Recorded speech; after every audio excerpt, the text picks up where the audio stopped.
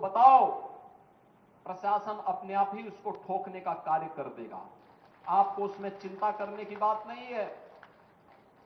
आप चुपचाप बताइए, बाकी का इलाज हम स्वयं कर लेंगे। हमें लव जिहाद और धर्मांतरण जैसी राष्ट्र विरोधी गतिविधियों के प्रति सतर्क रहना होगा।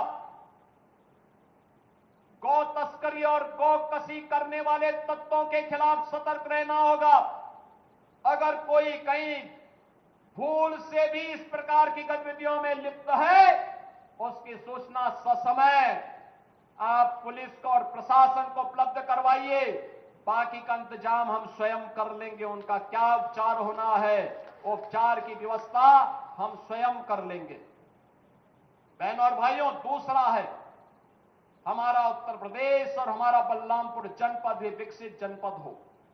प्रधानमंत्री जी ने देशवासियों के सामने शताब्दी संकल्प का एक विराट लक्ष्य रखा है। 2022 में इस देश ने अपनी आजादी के 75 वर्ष पूरे किए थे। अमृत महोत्सव का आयोजन पूरे देश के अंदर हुआ था। हर घर पे तिरंगा पहना था। शताब्दी महोत्सव 2047 जब ये देश अपनी आजादी के 100 वर्ष पूरा करेगा, कैसा भारत चाहिए, कैसा भारत हमें चाहिए, उस भारत के निर्माण के लिए शताब्दी संकल्प के इस अभियान के साथ जुड़ने के लिए 2047 में हमें एक आत्मनिर्भर और विकसित भारत चाहिए। आत्मनिर्भर और विकसित भारत के लिए देश की सबसे बड़ी आबादी के राज्य उत्तर प्रदेश को आत्मनिर्भर और विकसित बनाना होगा। आत्मनिर्भर और विकसित उत्तर प्रदेश के लिए हमें बलरामपुर को भी आत्मनिर्भर और विकसित बनाना होगा।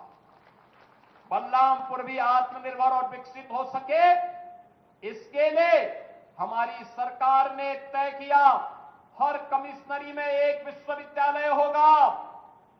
आज देवीपाटन कमिश्नरी का विश्वविद्यालय बलरामपुर जनपद में एस्पिरेशनल डिस्ट्रिक्ट होने के नाते, आकांक्षात्मक जनपद होने के नाते विश्वविद्यालय का निर्माण आपके जनपद में हो चुका है। बहनों और भाइयों, सहारनपुर में विश्वविद्यालय नहीं था। सहारनपुर कमिश्नरी में मां शाकंभरी के नाम पर विश्वविद्यालय का निर्माण हो गया है। मुरादाबाद कमिश्नरी में विश्वविद्यालय नहीं था। गुरु जंबेश्वर के नाम पर वहां विश्वविद्यालय का निर्माण कर दिया गया। अलीगढ़ में विश्वविद्यालय नहीं था। राजा महेंद्र प्रताप सिंह के नाम पर वहां विश्वविद्यालय का निर्माण हो गया। मिर्जापुर में विश्वविद्यालय नहीं था। वहां मां विंध्यवासिनी के नाम पर विश्वविद्यालय की स्थापना कर दी गई। और आजमगढ़ कमिश्नरी में भी विश्वविद्यालय नहीं था। आजमगढ़ में भी हम लोगों ने महाराज सुहेल देव के नाम पर विश्वविद्यालय का निर्माण कर दिया है। बहनों और भाइयों, उत्तर प्रदेश में श्रद्धेय अटल जी के नाम पर अटल आवासीय विद्यालय, अटल मेडिकल यूनिवर्सिटी का निर्माण कर दिया गया है। बाबा गोरखनाथ के नाम पर उत्तर प्रदेश का आयुष विश्वविद्यालय का निर्माण गोरखपुर में हो गया है। और ऐसे ही महात्मा बुद्ध के नाम पर कुशीनगर में कृषि विश्वविद्यालय की स्थापना हो रही है।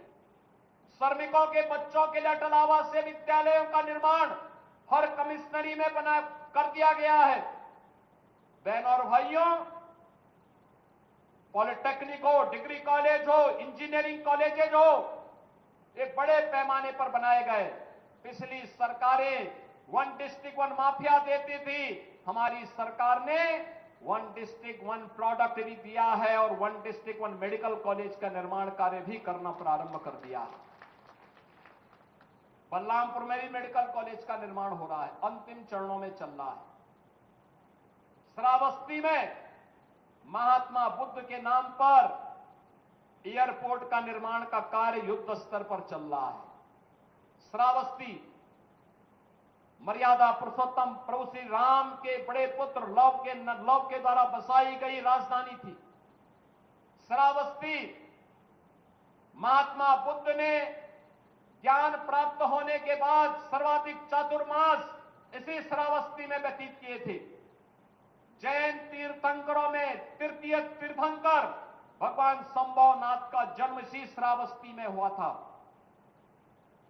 और विदेशी आक्रांताओं को दूर दूषित करने वाले महाराज सुहेलदेव ने श्रावस्ती की धरती से सालार मसूद गाजी को मिट्टी में मिलाने का काम भी किया था। आज उसी श्रावस्ती में हम एक बड़ा एयरपोर्ट का निर्माण कार्य कर रहे हैं। आपकी सड़क की कनेक्टिविटी, आज से 8 साल पहले आप लखनऊ जाते थे, अयोध्या जाते थे, घंटों लग जाते थे।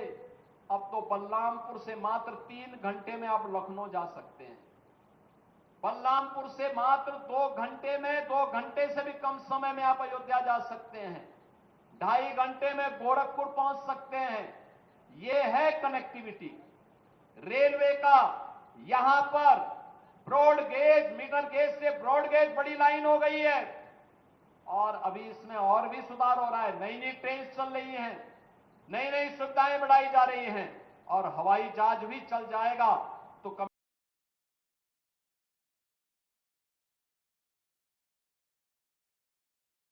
कमिश्नरी में विश्वविद्यालय भी 3-3 मेडिकल कॉलेज, गोंडा में, बहराइच में और बलरामपुर में मेडिकल कॉलेज का निर्माण। और अभी आने वाले समय में हम इस कमिश्नरी को एक स्पोर्ट्स कॉलेज भी देने जा रहे हैं। बहनों और भाइयों, यह है सरकार की विकास की योजना जिससे यहां के प्रति व्यक्ति आय को बढ़ाया जा सके। बलरामपुर भी आकांक्षात्मक जनपद से उभर करके अब एक विकसित जनपद के रूप में अपना नाम दर्ज कर सके। और इसीलिए वर्तमान में विकसित उत्तर प्रदेश के एक अभियान को हम लोगों ने आगे बढ़ाया है। आज अभी 3 बजे मैं स्वयं सभी ब्लॉक प्रमुखों और क्षेत्र पंचायत के सदस्यों के साथ, सभी जिला पंचायत अध्यक्षों और जिला पंचायत के सदस्यों के साथ मैं स्वयं वर्चुअल संवाद करने वाला हूं, उनका समर्थन मांगने वाला हूं विकसित उत्तर प्रदेश के लिए। और मेरा आप सबसे भी आह्वान होगा, समर्थ उत्तर प्रदेश पोर्टल पर QR कोड को स्कैन करते हुए उत्तर प्रदेश को विकसित उत्तर प्रदेश बनाने के लिए शॉर्ट टर्म, मीडियम टर्म और लॉन्ग टर्म प्लानिंग क्या होनी चाहिए, इसके लिए आप भी अपना सुझाव भेजिए। आप भी उत्तर प्रदेश के मिशन 2047 में, शताब्दी संकल्प 2047 के लिए बनने वाले विजन डॉक्यूमेंट में आपका भी सुझाव उसमें आए, आने वाली पीढ़ी के लिए धरोहर होगा।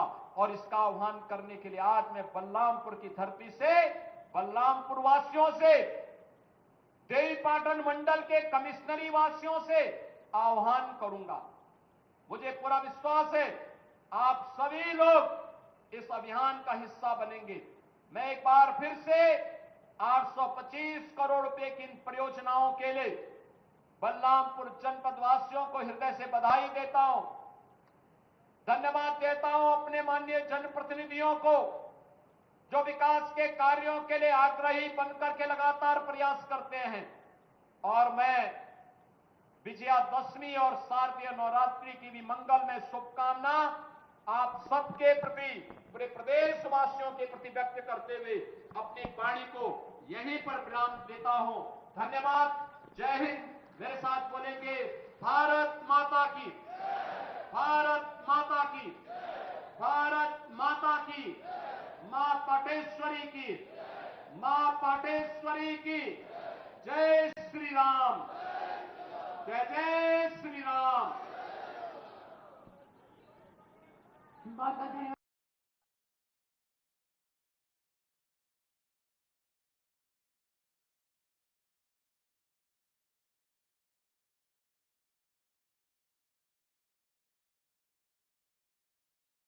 हमारे लिए सम्मानित जनप्रतिनिधिगणों से कि अपने कर कमलों से भगवान पुरुषोत्तम राम की इस छोटी सी प्रतिमा को भेंट स्वरूप, उपहार स्वरूप और वस्त्र पहनाकर अभिनंदन, वंदन, स्वागत, सत्कार, परम